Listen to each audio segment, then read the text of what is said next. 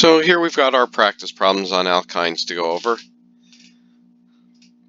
Not nearly as involved as the worksheet on alkenes because, again, alkynes just don't have as many uses or not as important.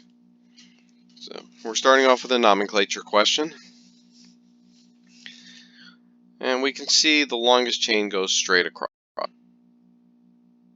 So two directions that we can number it. And as we do so, we can see clearly that it's an 8-carbon chain.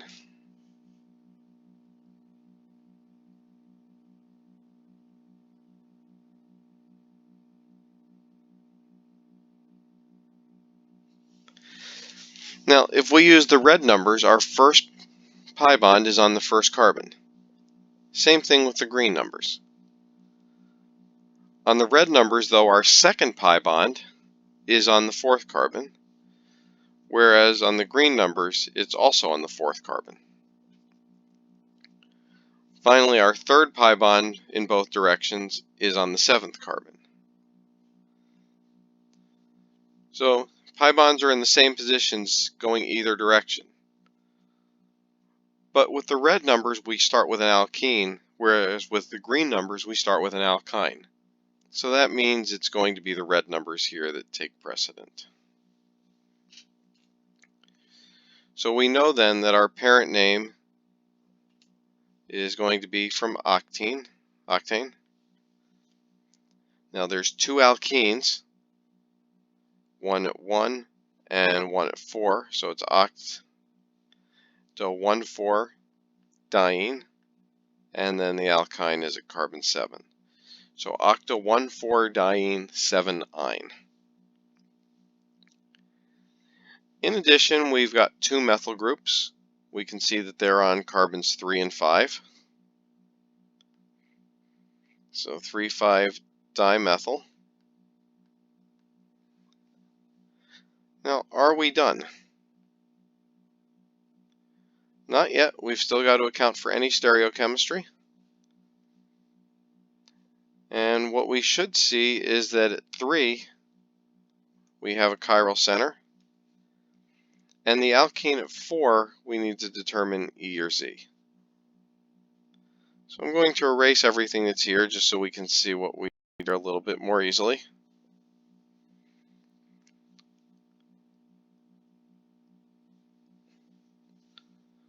But for our alkene at 4, we have a hydrogen here and a carbon group here, so higher priority, lower priority, whereas we have a methyl versus the rest of the chain. So our lower priority groups or our higher priority groups are on opposite sides, and that makes this E. We don't need a number in front of E because there's only one alkene in the molecule that can be E or Z. Same thing for the stereochemistry. There's only one chiral center, so we don't need to say whether it's R or S. But our hydrogen that's already pointed back is our lowest priority, and the methyl is going to be lower priority than either of the alkenes. Now we're comparing the two alkenes. So this is a carbon double bonded to another carbon. This is a carbon double bonded to another carbon. So then we have to go one step further. Well, here the carbon at the other end of the double bond just has hydrogens, whereas the carbon at the other end of this double bond has 2 more carbons. So this is higher priority. We go counterclockwise, and so we have S.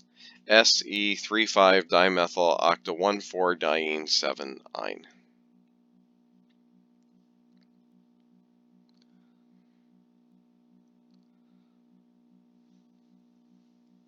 All right, our next couple of questions are just predicting the products. And we know that bromine will react with any alkenes or alkynes.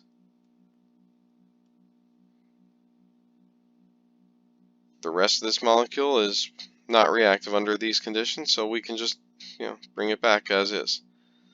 but this alkene could react to give us the dihalogen.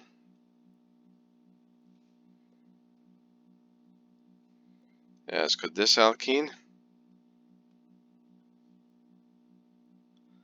And the alkyne, we know, can react twice.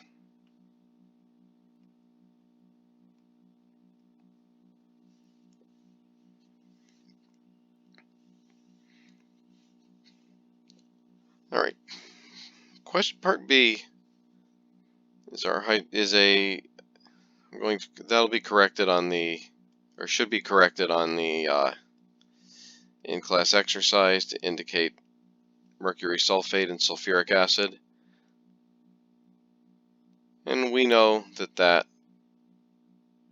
will give us the more substituted carbonyl.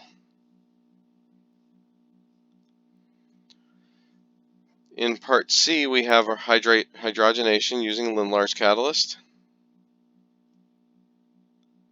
And that hydrogenates only to the alkene and specifically to the cis alkene. Whereas in D, we have lithium and ammonia, which is our dissolving metal reduction, which preferentially gives us the transalkene. And then part E is the hydroboration. Hydroboration of an alkyne gives us the less substituted alcohol, but again, because it's an enol, that will get converted to the carbonyl. And finally, in question 3, we're looking for a mechanism of this HBr addition. So we know the alkene attacks the hydrogen, kicks out the bromine, gives us a carbocation, which Br- will attack.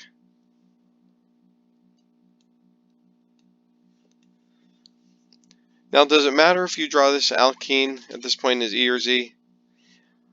It really doesn't, because we know that this alkene is then going to attack another molecule of HBr, and the alkene will just end up going away.